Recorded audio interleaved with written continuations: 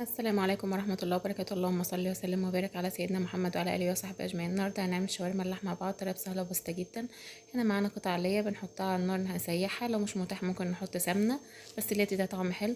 وإن لحمة مقطعة شرايح متبلاها ببصل ومعلقتين زبادي ومعلقة مستردة وخل ومعلقة خل وملح وفلفل أسمر وسبع بهارات، ونسيب التتبيلة دي قبلها بيومين 3. ممكن نحطها في الفريزر نتبلها ونعينها في الفريزر متبلة ونطلعها تبقى جاهزة على الأعمال على طول. هنا حطيت اللحمه، حط عليها معلقه دبس ورمان لو متاح ومعلقه صويا صوص، دي لو متاح وتجيبي دي طعم حلو جدا برضو، لو مش متاح عادي برضو. هنقلب بقى نشوح اللحمه كده ونسيبها بقى لحد ما تستوي معانا خالص. بعد ما استوت معانا لو احتاجت شويه ميه صغيرين نحطها شويه بشويه ميه لحد ما تستوي معانا خالص.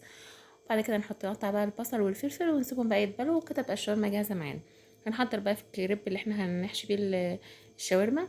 هنا معانا كوبايتين لبن، عليهم كوبايتين ميه، عليهم معلقه سكر وذرة ملح. هنقلب كل الكلام ده مع بعض. هننزل بقى كوبايتين اللبن وكوبايتين المية عليهم 3 كوبايات ونص دقيق، يعني نص كيلو دقيق. هنحط دي بقى ونقلب، نحط كوباية ونقلب عشان تبقى سهلة معانا في التقليب متكلكعش معانا.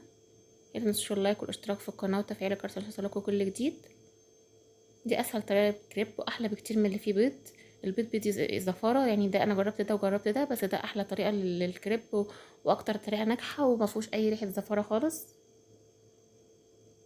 هنا خدت 3 كوبايات ونص بالظبط دقيق، زي ما احنا شايفين قوامه معانا كده سائل كده، ولا منه جامد قوي ولا منه سائل ميه.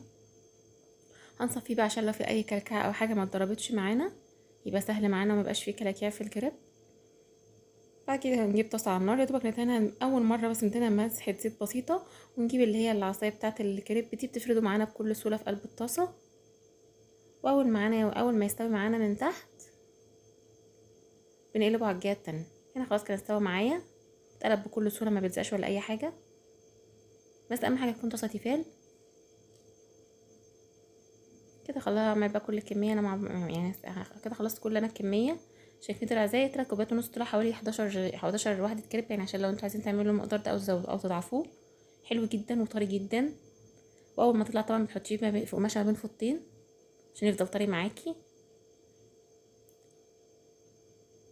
شايفين عامل ازاي؟